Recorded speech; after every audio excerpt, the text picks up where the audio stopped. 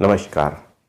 आज मैं 5 बिजनेस के ऐसे मंत्र आपको बताने जा रहा हूँ, 5 ऐसे तरीके बताने जा रहा हूँ जो आपको एक बड़ा बिजनेसमैन बनाएंगे। ये मंत्र बड़े बिजनेस के लिए बहुत अचूक है। बड़े बिजनेस का मेरा मतलब ये है कि कोई प्रोडक्ट आप बनाओ या आप खरीदो या आप बेचो और पूरे इंडिया में आप छा जाओ। ये इस तरीके के ये 5 मंत्र हैं और अगर आपने इन 5 मंत्रों को बहुत अच्छे से समझा और मैं इन सारे के सारी चीज़ों को, इन 5 तरीकों को मैं आपको एग्जाम्पल के साथ बताऊंगा। अगर ये आपके अंदर हैं, ये आपके अंदर 5 खूबियां हैं, तो आपको बड़ा बिजनेसमैन बनने से कोई नहीं रोक सकता है। और मैं एक एक करके आपको समझाता चलूँगा। तो सबसे पहला मंत्र ये है कि प्राइस के पीछे पड़ जाओ।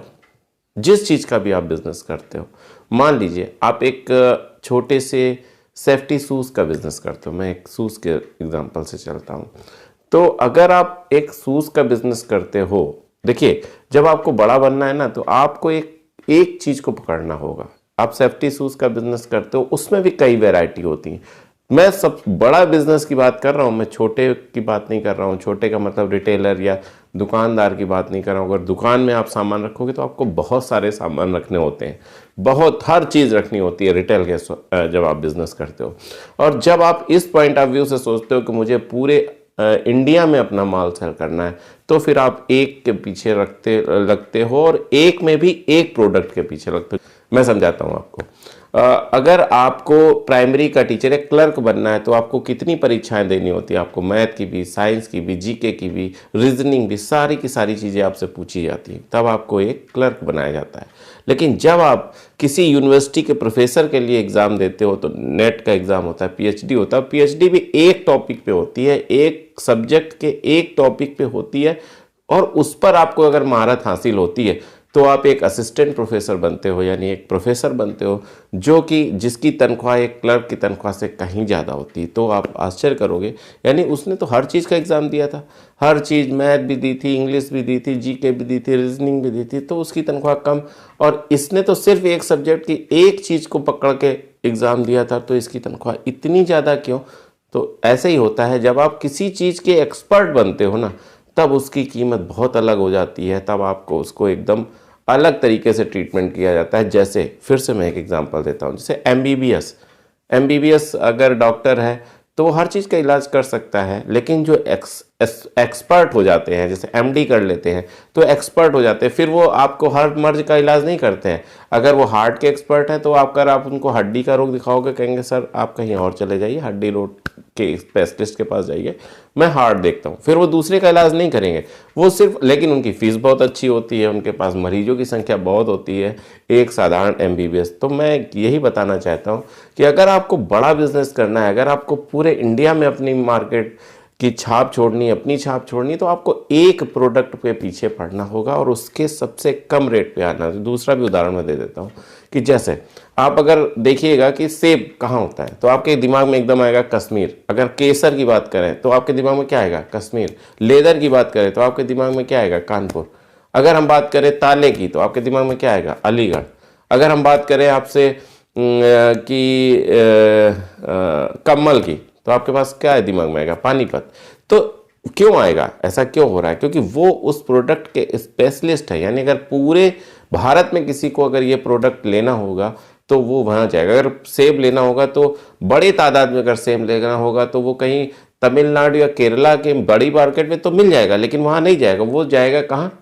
कश्मीर में जाएगा। तो ये बात मैं समझाना चाहता हूँ कि अगर आपको बड़े तादाद में कोई बिजनेस करना है और अगर आप सोच रहे हैं कोई बड़ा काम करने की, तो आपको किसी एक प्रोडक्ट को पकड़ना होगा और फिर उसके एक प्रोडक्ट के एक रेट पर बहुत नीचे तक जाना होगा। जब आप उसके बहुत बहुत मेहनत करोगे, उस प्रोडक्ट के रेट पे बहुत मेहनत करोगे, तब आपको एक ऐसा रेट मिलेगा, चाहे वो आपको बना के मिले, आप खुद मैन्युफैक्चरिंग करो या उसके बॉटम पे चले जाओ, तब आप पूरे इंडिया में अपना प्रोडक्ट बेच सकते हो। जैसे मैं एक बहुत ही सरल भाषा में आपको उदाहरण देता हूं। अगर आपके पास सेब है, मान लिया और आप किसी भी तरह करके 10 रुपए किलो सेब ले आए, तो क्या आप पूरे इंडिया में सेब नहीं बेच पाओगे? एकदम सरल सी बात है, जरूर बेच लोगे, लेकिन आप 10 रुपए में ला ही नहीं पाओगे। यानी कि अगर आपके पास रेट की पावर आ जाती है तो आपके घर से भी प्रोडक्ट बिकेगा। अगर आपने देखो, बहुत समझो, समझने की बहुत ज़रूरत है। अगर आप होलसेलर की बात करते हो, सर मैं होलसेलर बनना चाहता हूँ, फिर ठीक है, बन जाइए। और मैं होलसेलर में भी पूरे इंडिया में माल बेचना चाहता हूँ, बहुत अच्छी बात है, बेचिए। तो फिर मैं दिल्ली से कहाँ से माल ले आऊँ? अगर आप ऐसी बात करते हो तो भाई दिल्ली से तो हर व्यक्ति माल ला रहा है, तो आपका माल दूसरा व्यक्ति क्यों खरीदेगा? वो दिल्ली से ही ले आएगा ना। तो आपको उस प्रोडक्ट की डीप में जानना पड़ेगा, उस प्रोडक्ट के रेट के एकदम डीप में जाना पड़ेगा। जैसे अगर मान लीजिए, मैं एक उदाहरण देता हूँ, शूज़ का आप काम कर रहे हैं। अगर आप शूज़ का काम कर रहे हो तो साधारण आप आगरा चले जाओगे तो शूज़ ले आओगे। अगर आप आगरा जाके शूज़ ले आओगे तो आपने क्या महान कार्य कर दिया, हर व्यक्ति जा रहा है, तो आप उस दूसरे व्यक्ति को कैसे शूज़ बेचोगे जो आपके ही पास से जाके ले आ रहा है, आपके ही दुकान से जहाँ से आपने लाया वही सब वो ले आया। तो आप उसको तो नहीं बेच पाओगे ना, आप सिर्फ उसको बेच पाओगे जो रिटेल है, तो आप होलसेलर कैसे हुए? तो इसलिए अब यहाँ बात अब बहुत ध्यान से समझने की है कि अगर आपने मैं एक चीज़ और बोल दूँ, 5 सूत्र तो मैं बताने जा रहा था, लेकिन मैं ये देख रहा हूँ कि एक ही सूत्र में इतना समय लग रहा है या एक ही चीज़ में इतनी सी, तो वो बहुत लंबा वीडियो हो जाएगा। तो मैं इस वीडियो को 5 भागों में बांट देता हूँ कि पहले भाग में मैं जो आज बता रहा हूँ, फिर कल बताऊँगा, परसों बताऊँगा, ऐसे ही पार्ट 1 2 कर दूँगा, क्योंकि बहुत इंपॉर्टेंट टॉपिक है और इसको मैं आधे में नहीं छोड़ सकता हूँ। तो मैं क्या कहना जा रहा हूँ कि जो भी चीज़ है, जो भी मतलब प्रोडक्ट है, मान लीजिए अब शूज़ है, तो फिर आप कहोगे कि कहाँ से शूज़ खरीदें? तो फिर मैं उस अब जब आप होलसेलर की बात कर रहे हो, जब आप ये बात कर रहे हो कि नहीं यार मुझे पूरे इंडिया में वो शूज़ बेचना है, तो फिर क्या करोगे? फिर आप उस व्यक्ति का पता ढूंढोगे जिसने उस दुकान में या उस होलसेल मंडी में वो माल दिया है। अब जब आप उस जगह पहुंच जाओगे ना, जिसने उन मंडियों में, जो होलसेलर की मंडियां हैं, जिसके वजह से मान लो शूज़, तो शूज़ का नाई की मंडी हो गया आगरा। अब नाई की मंडी में किसने माल दिया? किसी ने तो दिया ना, नाई मंडी सब मैन्युफैक्चरर थोड़ी बैठे हैं। अब उस व्यक्ति को आपने पकड़ लिया, फिर आप देखोगे, मैं अपना अनुभव बता रहा हूँ, मैं आपको अपनी चीज़ों का अनुभव बता रहा हूँ कि हाँ ऐसा होता है। जब आप उस व्यक्ति के पास पहुँचोगे तो वो भी किसी से ले रहा है, उसने भी अपनी मैन्युफैक्चरिंग या अपनी चीज़ें नहीं बनाई है। फिर जब और आप डीप में जाओगे तब आप पाओगे कि इस शूज़ के 2 भाग हो गए। एक भाग ये हो गया कि एक अपर बना रहा था और एक भाग हो गया जो सोल लगा रहा था। जब इसके अंदर भी जाओगे, देखिए फिर इसके अंदर गए, तब क्या होता है, जब अपर बना रहा था एक व्यक्ति कटिंग कर रहा था और दूसरा व्यक्ति उसकी सिलाई कर रहा था, जिसको निटिंग एंड स्ट्रेचिंग बोलते हैं। अलग अलग हैं, दोनों ही मंडियां अलग अलग हैं, दोनों ही कारीगर अलग अलग हैं, दोनों के रेट अलग अलग हैं, दोनों जॉब वर्क अलग अलग है। एक व्यक्ति काटता है और दूसरा व्यक्ति सिलता है। फिर जब आप आओगे, एक व्यक्ति डब्बा बनाता है। फिर जब और अंदर आओगे तो एक व्यक्ति उसका लेस बनाता है, आईलेट बनाता है। ऐसे ही करके शूज़ के कई भाग हो गए, तब जाके जो आपको नाई की मंडी में या आगरा में शूज़ मिल रहा है, वो पता नहीं कितने प्रोसेस से गुजर के आया है। तो कॉम्प्लिकेटेड नहीं है, कॉम्प्लिकेटेड कुछ भी नहीं है। उसके पीछे पड़ोगे, उसके अंदर घुसोगे, तब जाके आपको वो बॉटम प्राइस मिलेगा। जैसे अगर आप पहले दृश्य में पहुंच जाओ कि मैं नारियल का बिज़नेस करना चाहता हूं, तो आप चले गए आंध्र प्रदेश, आप चले गए कलकत्ता या आप चले गए गुजरात, पहली नज़र में कहाँ जाओगे? आप किसी मंडी में चले जाओगे। तो क्या आपको वहाँ पे अच्छा रेट मिल जाएगा? कभी नहीं मिलेगा। आपको वही रेट मिलेगा जो उस समय चल रहा होगा। इसके भी कई अलग अलग तरीके हैं। जब आप ऐसा करोगे तो आपको फिर उस बाग में जाना होगा जहाँ पे वो चीज़ें होती हैं, उस किसान से मिलना होगा। यहाँ से भी बात नहीं बनेगी, किसान से भी आपको, जैसे मान लो उसका बहुत 100 पेड़ का बाग है या 1000 पेड़ का बाग है या 10 पेड़ का बाग है, तो उससे इस टाइप से डील की जाती है कि मैं आपके रेट, आज ये रेट है, मैं आपके जितना पूरा बाग मैं आपका इस रेट पे ये पकड़िए पैसे। अब इसमें जितने नारियल होंगे सब मेरे होंगे। ये जो आपको मंडी में विक्रेता दिखते हैं या बड़े बड़े व्यापारी दिखते हैं, ये ऐसे ही काम करते हैं। ऐसे काम नहीं करते हैं कि एक ट्रक नारियल दे दो, एक ट्रक। तब उस चीज़ के वो अकेले एकमात्र ऐसे खिलाड़ी होते हैं जो पूरी मार्केट को गवर्न करते हैं। ऐसे ही केले में होता है या ऐसे ही सेब में होता है, जो बड़े पॉइंट ऑफ व्यू की मैं बात कर रहा हूँ। ऐसे ही आलू में होता है। यानी कि एक कॉन्टेक्ट फॉर्मिंग जिसको बोलते हैं उस टाइप का बिहेवियर हो जाता है। जैसे अगर आप किसी आप सोच रहे होगे कि कार बनाने वाली मारुति कार है या कोई भी कार है, मैं एग्जांपल लेता हूँ कि अगर कोई कार है और वो बना रही है, तो क्या आप सोचते हो कि पूरी कार उसी मारुति सुजुकी के फैक्ट्री में बनती है? तो आप बहुत गलत सोचते हो, ऐसा नहीं होता है।